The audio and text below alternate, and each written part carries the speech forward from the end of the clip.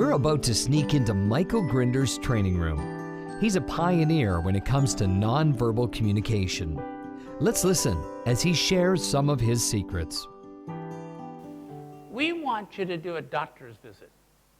So in just a second, in pairs, one's a doctor, one's a patient.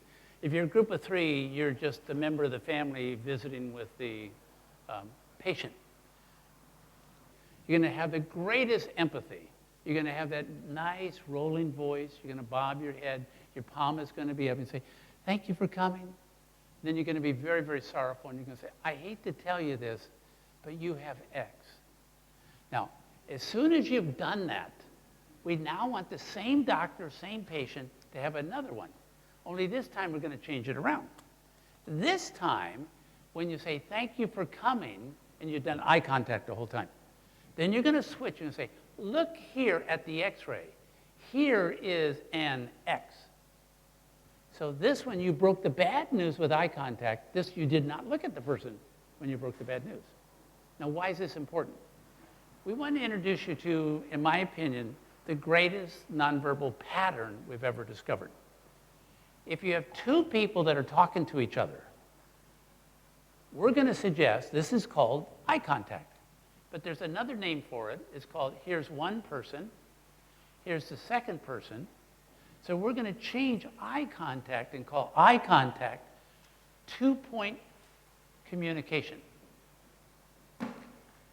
Folks, 10 years from now, this is going to be the number one thing I think you're going to remember from tonight. Share this with as many people as you can. We've been overtrained in eye contact, especially women. We've got to break that habit.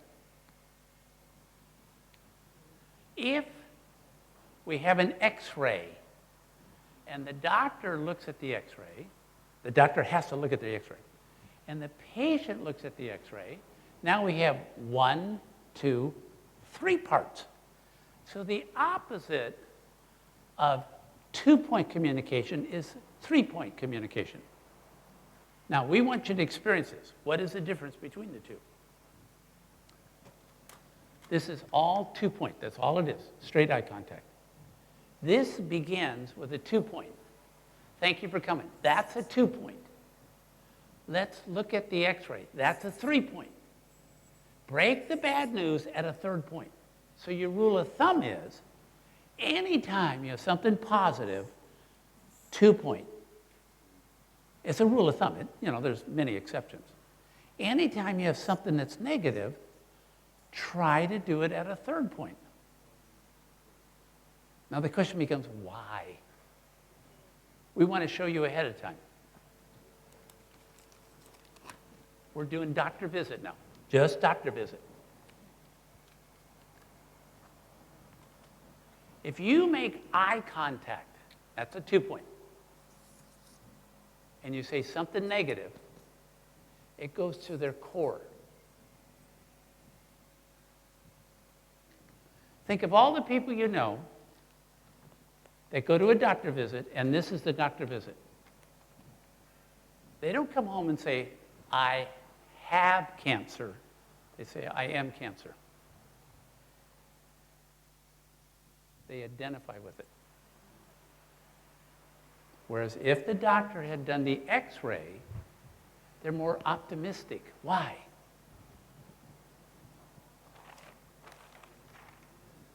Negative information done with the third point goes to the behavior level.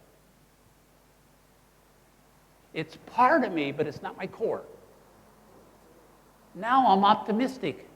I can work with my own convalescence. But the other thing that's really important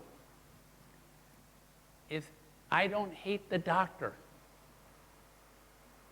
See, in this case, the messenger and the message got mixed up in my mind. This case, very clear. There's the doctor and then there's the message. Two separate. Now you know what this is leading up to. When you do spiritual facilitation, if you're going to access something that they're not very proud of in their past, and you do that with high eye contact, you may be worsening the situation from a psychological standpoint. Literally, once you understand this, I promise you're going to get to be a doctor and a patient. You have to really talk to yourself and make sure there is I am and there's I have. You have some things, we all do, that are over here that needs to be moved. Example, and I had to correct myself.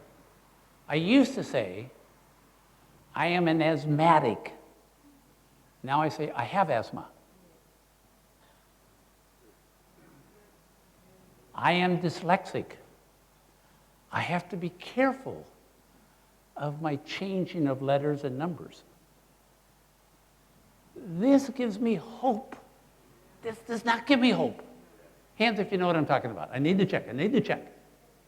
So now you have to go back and go, whoa, there's certain imprints, sometimes coming from the pulpit, that gives you impressions of who you are and how valuable you are because of 2-point versus 3-point. If this is making sense, would you raise your hand? I need to check. All right, now let's go to a doctor visit. In just a second, the doctor and the patient, you're both going to stand, shake hands, immediately do it this way. 2-point, 2-point, 2-point, 2-point, 2-point. Then just, and please, do not say cancer. You say X. Even in a role play, it's X. Just say X. Now do the same doctor, same patient, and I'll say, thank you for coming.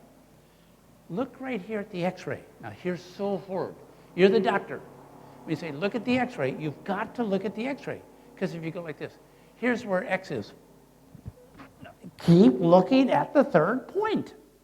That's what's so critical. You know who's really good at understanding third point? Is police officers. See, 20 years ago, they would pull you over and they'd walk around in front. They'd make eye contact and say, do you know how fast you're going? That causes a lot of danger. What do now? They walk up and they look at your steering wheel, peripherally watch your hands. That is a very short conversation. Why? Because you're doing management. I asked you before if you are parents. I'm not going to ask again. Different question. How many people are parents with teenagers? Now, this is where we go, bless you. Because if you understand dog and cat, and you understand eye contact, and you want to have a discussion with a teenager about cleaning their room, that's insane. That's insane. You're going to sit down and make eye contact? I need you to make... Folks, all teenagers have catness. If you want them to clean their room, you walk over to the room. Their door is closed. Slip a note under. Clean your room. Run as fast as you can. Get out of there. Why would you stay there? Why? You want to talk to a cat? Now, as a grandpa, I did it wrong with my own kids. Now I'm doing it wrong with my grandkids. So you just have to forgive yourself. But do you have the pattern of what you're trying to do? You just have a goal that you're aiming for. And that's what I want to share with you tonight. You don't have to agree, but just have some more information so you can make a decision. As you do this, remember, same doctor, same patient. Don't debrief it. Do this. Now, here's what's nice. This is the part that you want. After you've done the 2-point, thank you for coming. Look at the X-ray. This is where the X is. This is so cool. Now you're going to do 2 and 3. And you're going to say, and what we're going to do about it is. Watch. What we're going to do about it is. And you have your palm down. You go to your cat about the disease, but you go to your dog about the person.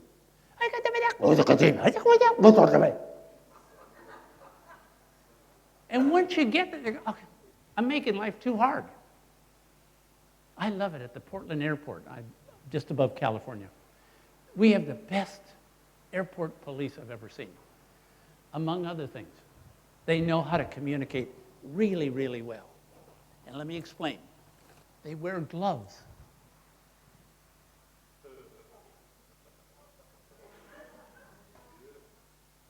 smart. Smart. But this is the traffic, here's the pedestrians. They never look at the pedestrians. They just expect you to notice their hand. Pretend I have another glove on, it's a no. If you really do step off that curb, they will go like this. And you go, oh, sorry. But they don't look at you the whole time. You save the look. You save the look. Now it makes more sense. We've got to be better with our nonverbals. We're getting better at sports. I'm a referee. In the past, the referee would look right at you. Now they just give you the card. But they don't look right at you. Why? Because that gets the adrenaline flowing. Here's your teenager. You've already said, go make your room. And you continue going like this. Go make your room. That's a fight. That's a fight. Teenagers, expletive said, now you're no longer talking about making your room. You need to respect me in this house. You're no longer doing the room. We're doing morality now. Yeah. Who started that fight? Why? Because you made too much eye contact. After you've done it once, you've said it, you have to go like this. That is so hard to do because you want to go. Now you're back to John Wayne. What is your goal? If your goal is for them to make the room, this is tough. This is tough. You have to let them have the last word. Ooh, that's so hard. Because later you're going to tell them they shouldn't have said that last word, but not now. If you want them to make the room, then do it the right way. But don't use it as a morality play in front of the rest of the household. Because some of the siblings are going, hey, this is good. Watch mom and dad with the kid.